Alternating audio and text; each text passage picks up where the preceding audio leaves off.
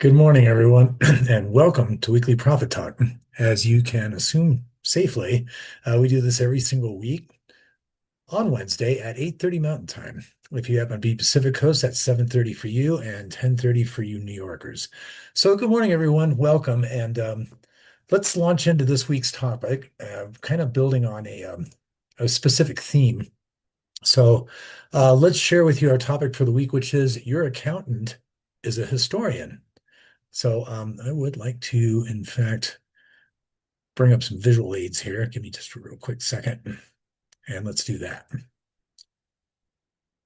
A good historian records what has already happened, files it correctly, and keeps you safely on the right side of the IRS. This is what I refer to as compliance work, which is basically keeping a clean set of books, creating a solid and clean IRS and state tax return from that set of books, and continuing to keep good records in the event of future audits. So, uh, compliance work is great. Most accountants do it well, but notice the tense that I used here with my verb. A historian lives entirely in the past. Whenever you get financial statements, your profit and loss, your balance sheet, etc., it is basically History 101. This is telling you what your business has done in the past. By the time anyone tells you what your money did last year, your money has already done it, signed the paperwork, and left the building. You can't edit a quarter that you've already lived. So we like to say the historian writes a flawless autopsy, but you wanted the physician who keeps you off the table entirely. What does that mean? Well, let's talk about it. The job nobody assigned. The second job is the one where your numbers have been quietly begging for. It decides what the money should do next quarter instead of merely reporting what it did last quarter. Forward looking instead of backward looking. In practical terms, the forward looking job sounds like this: engineering your entity and compensation structure before the year locks out, not explaining it after. And I would go a step further and say doing that as you go from the beginning of the year. Forecasting cash before it disappears, so payroll and taxes never ambush you. And I'd go a little bit further there too, including other unforeseen or sudden surprise overhead expenses. Calculating estimated taxes from where the practice is heading, not from where it has been. This is huge. You are probably getting tax returns from whoever you're using now that has four vouchers for your estimated tax payments pre-printed for you for the next year, and everyone's got the same exact amount on it: first quarter, second, third, fourth. Well, physician practices, like many other businesses, and some, well, let's say people that work outdoors for a living, landscapers, that kind of thing. I just kind of go off the reservation for a second here. Um, you've got folks who are going to make a lot more money in the middle of the year than they do at the beginning or the end. Um, does it make sense for them to pay the exact same amount of estimated tax all four quarters? Of course not.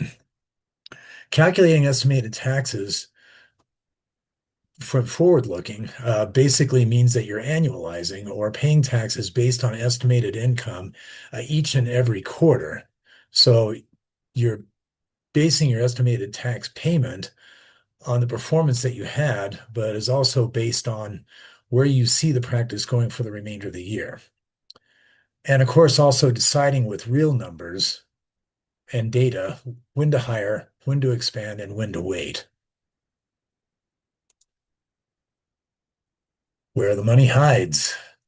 This is precisely why money goes missing inside healthy practices. And we talked about this a little bit last week. Hopefully, you were here for that. The leak is never caught early because the only person watching the numbers is looking backwards, assuming that your accountant is a historian. And that's what we're talking about. Picture, as an example, the suboptimal salary quietly overpaying payroll tax, or the working capital trapped in aging receivables, or the retirement contribution left entirely up to chance later in the year, or even after the year has elapsed.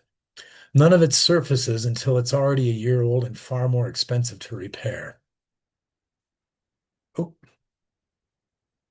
so, a second opinion for your numbers. I'd use a little bit of a medical allegory here. You didn't go to medical school to read a profit and loss statement, and I'm certain they didn't really teach much of that in the 10 years that you went through residency as well as school. But your practice still deserves someone whose entire job is the future of your money, not a tidy record of its past. The historian did exactly what you hired them to do, and you probably feel like they did a good job. There is simply a second seat at the table, and it has sat empty for years. Chances are it still is. Imagine, if you will, for a moment, 13-week cash and 52-week profit projections. Think about what I'm saying here. You can actually, with guidance and the kind of CFO help that a good advisor can provide, have a very good idea of what your cash is going to do in the next 13 weeks, which is 91 days, by the way, or your profit projections for an entire year based on real numbers. This is the kind of fiscal care that you can give yourself without stress. And I'd also like to add, imagine, if you will, with your estimated taxes being calculated as close to actual performance as possible, each of the four deadlines, those being April, June, September, and the following January, and you find yourself filing your Form 1040 taxes based on your practice's performance all year, and you owe less than $1,000, or you're maybe even getting several $100s as a refund. No stress. You actually find yourself looking forward to your tax return because it's a measure of exactly how accurately you made your estimated tax payments. And it's also a measure of the metrics of not only your practice, but all of the other things that make up the income for your household. Say you're married and your spouse works. Say that you teach on the side, or maybe either you or your spouse have what young people call a side hustle. Somebody likes pottery and sells stuff at craft sales in the summer, that kind of thing. All this stuff is income, and it all needs to be estimated toward your tax payment at the end of the year. This is the kind of help that we're able to provide people, by the way. And I'd like to wrap up by volunteering, if I will, the possibility of giving you an entirely free first call. If you are watching this live or in replay, and you are doing one or the other, then you're either on YouTube, LinkedIn, or Facebook, and you have a comments capability on all three. So if you pop in help, more information, or free call, or anything that indicates to us that you'd like to have a conversation with me directly, that first call is always free. We'll give you 30 to 45 minutes, and let's see if it resonates and makes sense to work together. So we're able to do for you what we're already doing for dozens of other people, and we can take your practice to the point where you're able to know exactly where your money's going and not just know where it's been. So if that sounds good to you, let's talk soon. We are able to take some new clients right now, so the timing couldn't be better.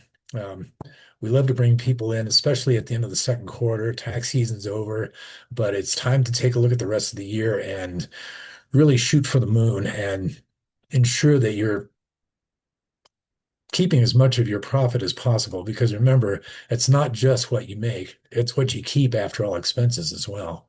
So with that, hope you're having an amazing June so far. It's that season where it's actually pleasant to sit outside after dinner on the patio for a few minutes and catch up on the day. So we look forward to this time of year every year, and we hope that you're enjoying it as well. So we look forward to talking to you soon. And no matter what, we will see you next Wednesday for another edition of Weekly Profit Talk. If you have a chance today, by the way, do something randomly kind for a stranger. So until next week, so long.